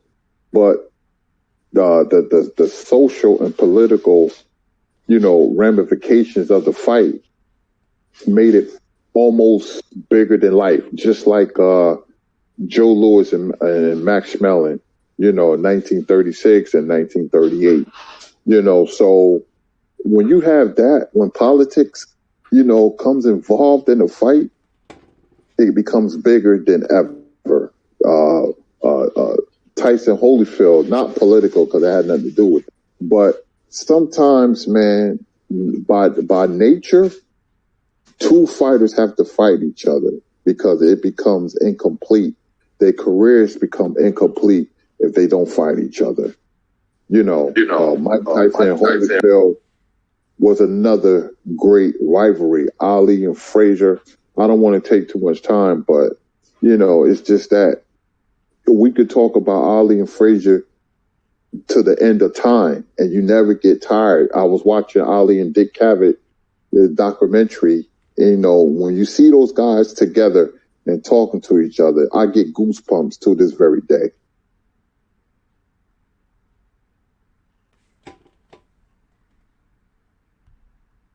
Yeah, my recollections of those two gentlemen kicking it off with the fight back in 1970. Dude, I have to say that's the first fight that I ever saw. Well, maybe the George Foreman fight too, but that's the first fight I really saw Ali coming out with purpose. He was trying to knock Frazier out. Ali was setting down on his punches. Maybe he knew his legs weren't totally under him and everything like they had been prior to his exile. And he was really hitting Frazier with some tough stuff. And Ali could punch. He wasn't like a George Foreman type puncher, but he was scoring knockouts. And Frazier, at the end of the fight, as a result of the punishment he took, he spent some weeks in the hospital. Let us not forget that. And to see these men competing in their relative prime at such a high level, and the world being and being on the world stage, it was mesmerizing. The only thing that I've seen close to that in our modern time was probably when Mike Tyson and Evander Holyfield finally faced off, because they were supposed to fight years before. But this fight was like no other. And with Frazier, how he was able to land that left hook on opponents, Ali took a succession of those hooks throughout that fight. But in that, what was that, the 14th round, when he got hit with that left hook and he went down flat on his back of a long, grueling fight, the man was up at the count of 3 to his feet, ready to go. At that moment, I was like, man. That's 15th round, Stormy. I'm sorry, brother. I'm sorry. Round, yeah. But to see him get up at the count of 3 and be ready to go, he wasn't wobbling around and shaking or nothing. He went down. The count was like 2, 3, and he was up. It was amazing. And these two gentlemen will forever be iconic in the sport of boxing as the ultimate in rivals. I remember Ali saying after the Thriller in Manila, he said, if God called me to a holy war, I would like Joe Frazier fighting by my side. And everyone knows how serious he was about his faith and everything. And I think that was the highest order of respect that he could pay a fighter in the ring, and that was Joe Frazier. That's what I got. I'm going to tell you, too, don't forget in the 11th round, he hurt Ali bad with that double left hook. Ali was hurt bad. But, Ali is one of the most resilient fighters ever, man. He took a lot of punishment, fighting Murderers Row, with Lyle and Shavers and Foreman and Frazier, but he hurt Ali bad with that double left hook when Ali was against the ropes and Ali was wobbling.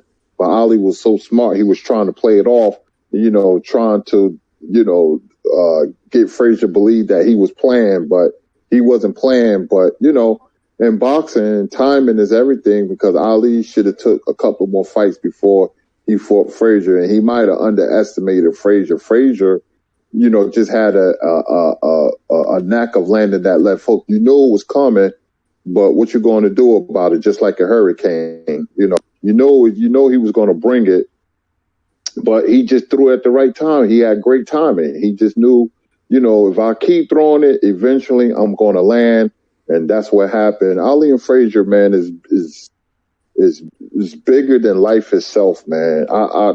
Any sport in any era, it's the epitome, it's the pinnacle of what a rival should be. Some people say Ali crossed the line, and he probably did, but don't forget, Ali was mean. Ali, look at what he did to Ernie Terrell. What's my name? And Ali used to taunt people, give them names. So, Ali was another pretty boy. So when you talk Sugar Ray Robinson, Muhammad Ali, and Sugar Ray Leonard, they were blue chippers, pretty boy fighters who were really, really mean. They had a nastiness inside them that you can't teach. They was built for the kill, as I say, and Ali was like that. Ali didn't show you any mercy. Look what he did to Sonny Liston. He used to show up in front of Sonny Liston's house and tell him to come outside, 12, 1, 2 in the morning, come outside. Bullhorn, come outside, give them names, so the Ali and Frazier was mean too. He fought like it, so, I mean, I can go on and on about the rivalry, man, but great stuff. Yeah, real quickly, guys, I don't want to stay on that fight too long. I just want to chime in real quickly and say that Muhammad Ali was a very loyal person. And that's a person you don't want to mess with. A loyal person. They're committed to whatever it is that they're loyal to. And Muhammad Ali was loyal to this country in 1960 in Rome Games, along with Wilma Rudolph. When he won his gold medal, he was very proud. And he came back and he wore his gold medal wherever he went, until he went into a restaurant and he was told he couldn't sit there. And that's when he realized what was happening around him. So he would have perhaps fought for this country before he joined the Nation of Islam, because he was very loyal. But when you turn on Muhammad Ali, that's his character. He's not going to allow you to do that. And with Joe Frazier, Muhammad Ali felt that Joe Frazier turned on him, although Joe Frazier gave him money. But the fact that Muhammad Ali had faith, and he was trying to set a segue for what was happening around him in terms of loyalty. And Joe Frazier kind of went against that in an honest way. I mean, he was just being who he was. But he wasn't in the movement as Ali was. He wasn't trying to set the trend as Ali did. He was just trying to live and let live. And Ali felt betrayed by Joe Frazier, but not standing up for the principles of what he was going through and what his brothers and sisters were going through, and what we were all going through at that time. He felt as though Joe Frazier was a Tom. And for that reason, he despised Joe Frazier. And when they got in that ring in 71, Ali could have called it quits. But Ali had something to prove, because he's a loyal person.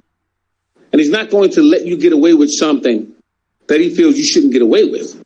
He felt that Joe Frazier, when he fought Buster Mathis, he stepped out of a tournament for his title. And he felt Joe Frazier didn't have character.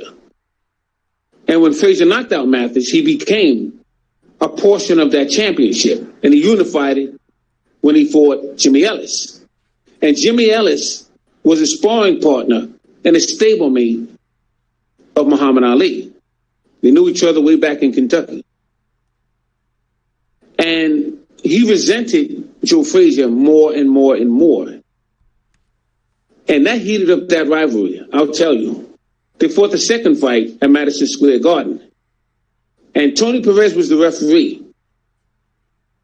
And Tony Perez stepped in at the wrong time. And Joe Frazier probably could have got knocked out in that second fight. The third fight was one of the most grueling fights. And that's the testament of a man. Both guys, they refused to yield. None of those guys could breathe. They couldn't swallow. Joe Frazier had a hematoma over his left eye. And a lot of people didn't realize Joe Frazier was blind most of his career, as John Henry Lewis was, as Tiger Flowers and Harry Greb was, and several other fighters, Sugar Ray Seals. But the testament of a man is basically what he has on the inside, his fortitude, his loyalty, who he believes he is. You walk by faith and not by sight. And that's what these great fighters did. And that's why you had the fights that you had with those fighters. But those guys were something else. And I will always be grateful for those fighters.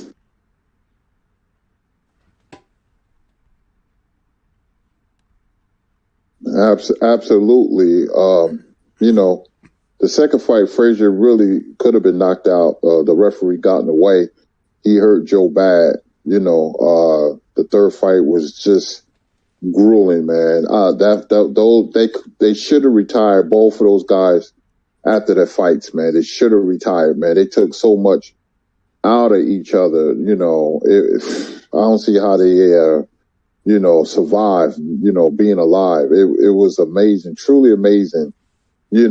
On Trick Nolte, I want to address the, what he said. He said, what's the best rivalry between an American fighter and a foreign fighter? Well, to me, in my opinion, would be Leonard being from Maryland, USA, versus Duran being from Panama. You want to take that, Stormy B, man, or Scrap? What's the best rivalry between a foreign fighter and an American fighter? Well, I would go back in history a little deeper, and maybe it would be Lewis and Smelling, right? You know what? I have to second that. I mean, there's a lot that was. I mean, you can go back to Tom Molyneux and Tom Cribb. Tom Molyneux and Bill Richmond were the first American fighters, black or white, the first to ever be called fighters. And they went over to England, both of them, to fight the same man. 1810 was Tom Molyneux and Tom Cribb, 33 rounds. But Lewis and Smelling, 1938, and Curtis and I spoke about this. That had to have been, and Stormy, I think you're right on the money on that one. And Curtis, I'm not saying that Duran and Leonard is not. Absolutely. But Lewis and Smelling, because of what has happened during the course of that time, was amazing. Because here you have an American fighter in Joe Louis, who is deemed of becoming a heavyweight champion. He had lost to Max Schmeling in 1936, and he wanted nothing more than to defeat Max Schmeling. It had nothing to do with the title. He wanted to defeat Max Schmeling. And America and Germany used that as an opportunity because Hitler came in office in 1933. And the opportunity was there for these countries to make money. And they used these two men to make that happen. And in 1938, Joe Louis was called down to the White House in the front lawn. He wasn't allowed in the White House. But, I mean, the president told him, he said, look, you can't not only defeat him, you have to knock this man out. And it was an order. It wasn't as kind in the history books as you read. That was a complete order that you have to knock him out. That's it. And Arthur Donovan, who was the referee, and Roosevelt was the president that told him that. Arthur Donovan, who was the referee, the New York SAC called him in the office and told him, unless this man is out, you do not stop this fight. That's it. You will be disbarred. That's what was happening really behind the scenes. And Hitler told Schmeling, when they flew him in a Hindenburg for the first fight, he told him, you go there, and he used all the profanity he wanted to use, but he told him, you make sure you bring that damn title back here. Because at that time, the countries that had the title felt as though they were the actual superior country. That's what the titles meant back then. Completely different now. But he told them, you make sure you bring that title back or don't come back at all. And when those men got in the ring and Lewis took it to Schmeling, Arthur Donovan, he ran over and took a towel that was thrown into the ring by the corner of Schmeling and threw it back out. Because he could not take a chance on that fight being controversial because it would start a war. It was a threat that a war would be started. That's how serious that fight was. Completely different conversation with other fights. And so I think that might have been the greatest rivalry. And even though those men didn't hate each other, Schmeling was paying for Lewis' bills and everything else. But that might have been the greatest foreign and domestic rivalry in boxing history. It might have been, or close to it. What do you guys think? Absolutely, man. That it came to me right away.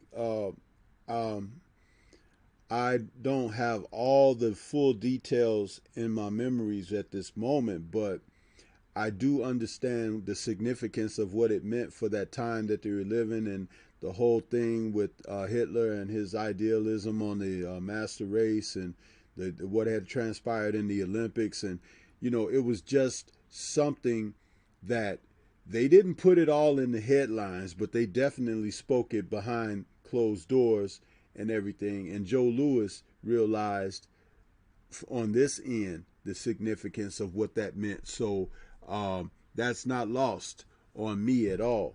And again, when we think about where we are in the world today, again, these guys of today, they need to look into history and see what things were and still are, and maybe, just maybe, rededicate and remotivate themselves. Because listen, man, you're being shown some things right now that add up to what the values and the devalues are, and you're a part of that if you're a professional fighter today.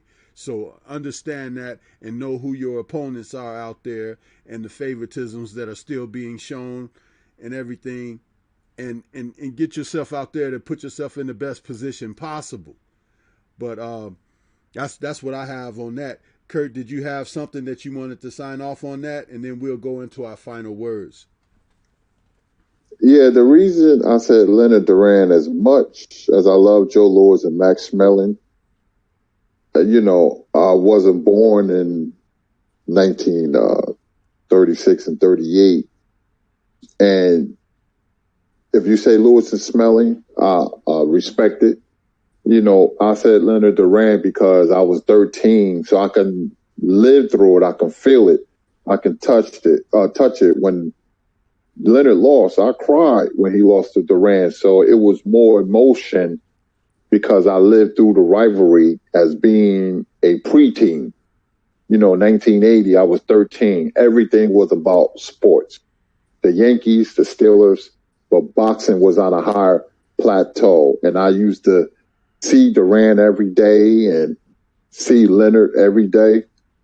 I had the posters on my wall. So the reason I said Leonard Duran, because I can live through it.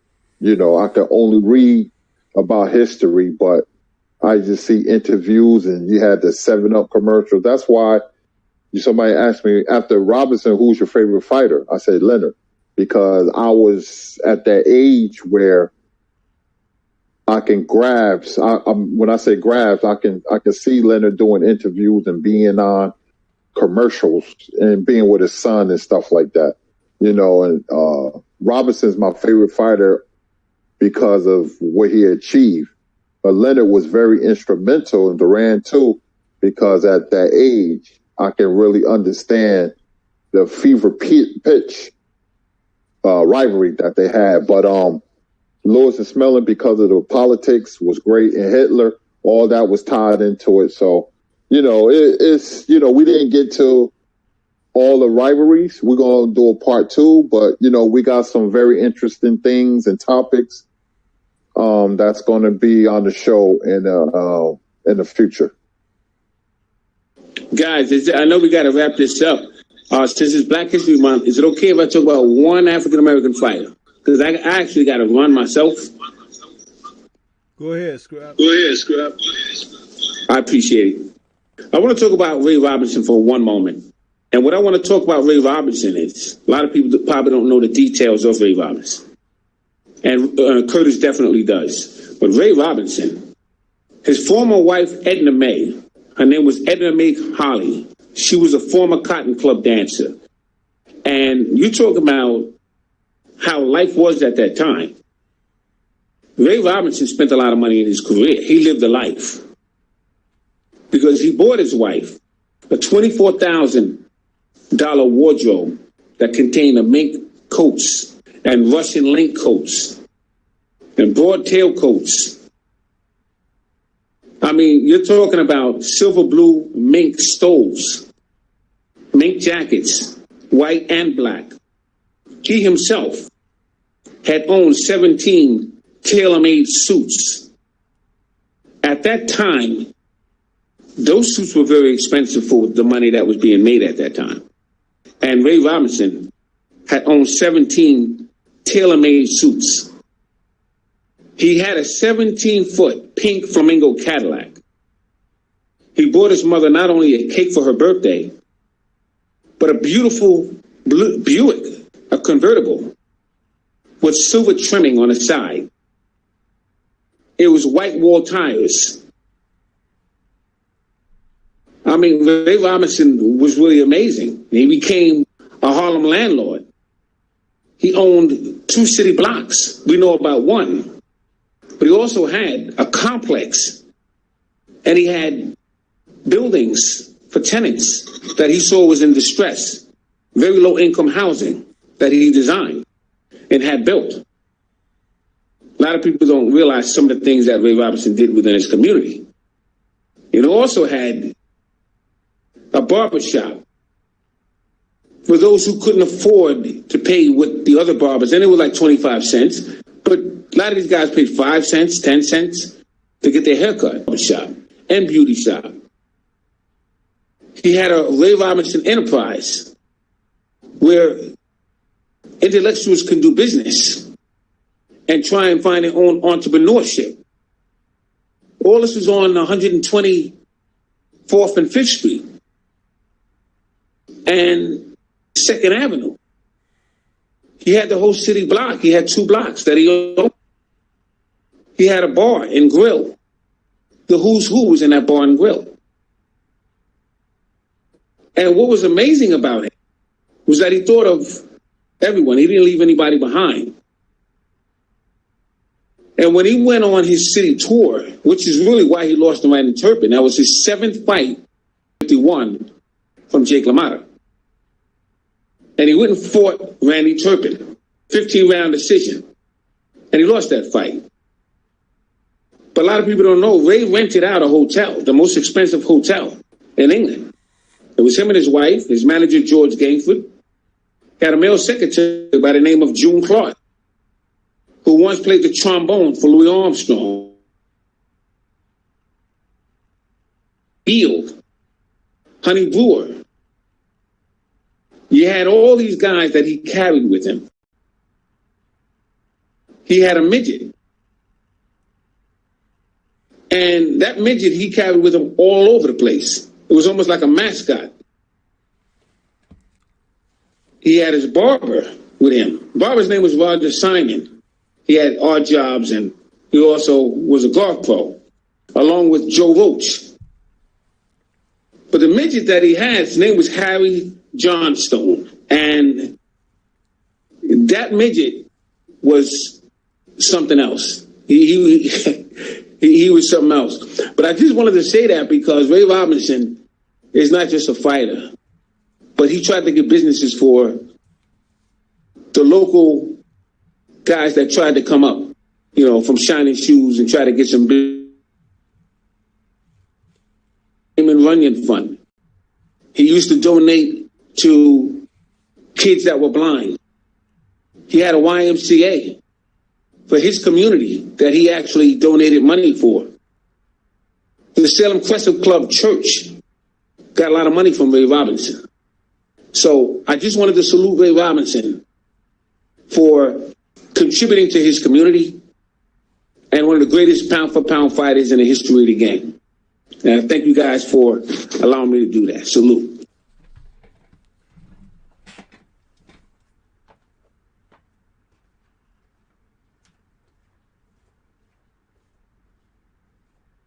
Yes, sir.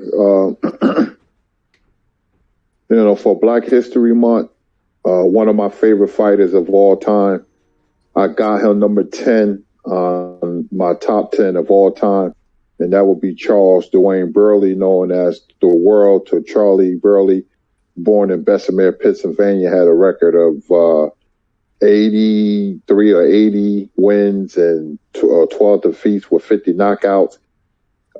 He lost to Archie. He beat Archie Moore. He lost to Ezra Charles a couple of times. He beat Billy Seuss.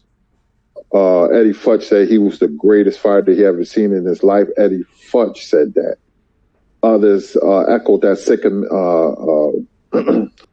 that emotion. You know, if you want to see Charlie Burley, look at Roy Jones.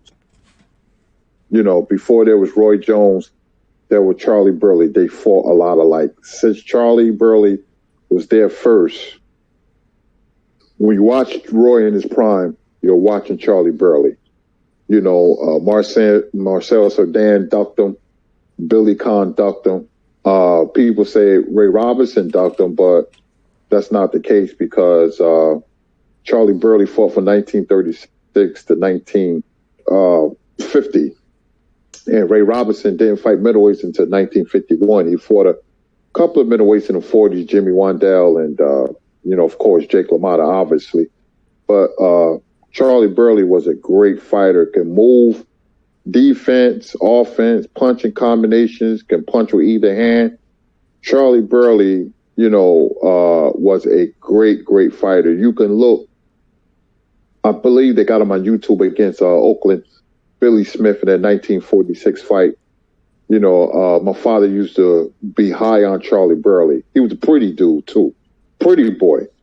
But, man, you know, he was mixed race, you know, Irish and black, like Andre Ward. But, man, can he fight? You know, he's the face of the Black Murderers Row. That's all I have to say. I'll pass it to Stormy. All right, brothers. I'm gonna have to cut this down now because I have some other things going on. I was trying to get us to give final words, but we can always come back and revisit our conversation that we leave off on. But I really do have to shut this down. I got something going on over here. I want to thank everybody that came out and supported us for the show. We had a tremendous outing here and on the subject of rivalries. And we will get a chance to come back and revisit that particular subject, plus many others. Scrap, get your channel off here. All right, thanks a lot, Stormy B, for the opportunity. Curtis, it was a pleasure, as usual, working with you. I want to thank the chat very quickly for your comments and hanging in there with us. Was really appreciated. We'll be back in the next show. Make sure you stay tuned, and we're going to continue with these conversations that are so desperately needed. So, yes, sir. What a great show. I thank the chat, you know, each and every one of you, you know, for supporting us. We need to talk about the pure sport of boxing. And thanks, Stormy B, man. Scrapbook is amazing. Stormy B, man, great moderator. Hey, I just want to say the next couple of weeks, you know, we'll have something good for you guys. And thanks for joining us. And everybody enjoy your weekend. They got the Caleb Plant fight tonight. Enjoy the fights. And, you know, I'll see you guys.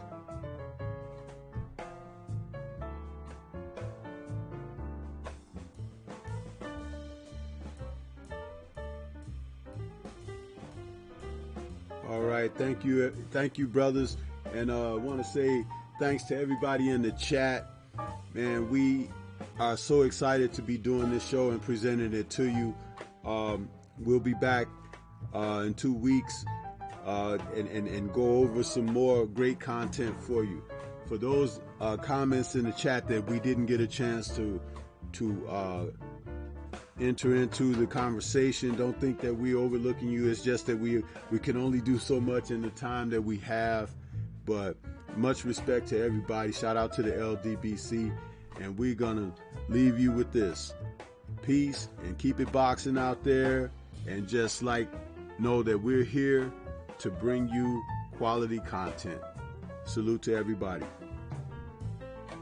Peace. Peace.